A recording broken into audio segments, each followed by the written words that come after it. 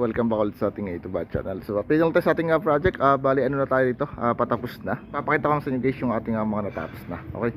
So dito guys sa likod natin, bali nagpagawa si boss dito ng dog house. So ito yung ginagawa ni Foreman na dog house natin para sa aso nila. Bali meron tayong tatlong pinto rito. Ayan. So tatlo yung aso at ikukulong din eh. Then ang ginamit natin ditong materials mga master is round bar. So 12mm. Ayan.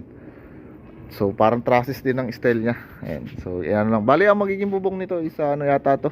Bali plywood or planchadong yero. Plywood mo at planchadong yero. Okay. So dito guys sa loob natin. Bali pasok tayo.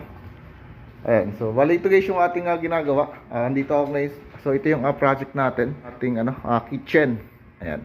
So ginawa ko kanina isa. Bali tayo. Nagmamasilya. So kinakantuhan ko na yung mga rito. Ayan. Yung mga buhos natin para maganda yung ating rito pagkalapat ng ating pinto.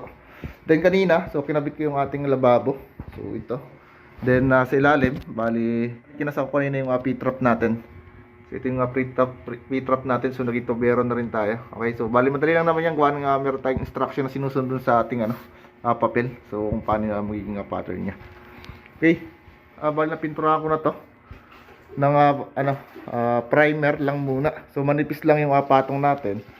Bukas titry ko na guys yung ating mga kantuhan ng polytop. So tatakloban na natin dito yung mga butas-butas. Ayan. Bali kailangan isa-plain yung mga yan. So yung kailangan di halata yung ating mga dugtungan dito. Okay. Okay, so dito sa taas mga master, bali yung mga pintuan natin. So sisimulan lang finishing. Bali yung unang ginawa natin dito is pintuan muna natin siya ng sanding sealer. And then kasunod natin isa wood stain na. So para magpare-pares yung kulay ng ating kahoy dito. So ito yun naman yung ginagawa ng ating lever natin. Okay. Then dito, so yung ating sa taas, yan, so yung laboratory natin. So ito naman. Bali hindi pa tapos, hindi ko pa nakakabit yung mga ilaw ng salamin natin at saka yung rito.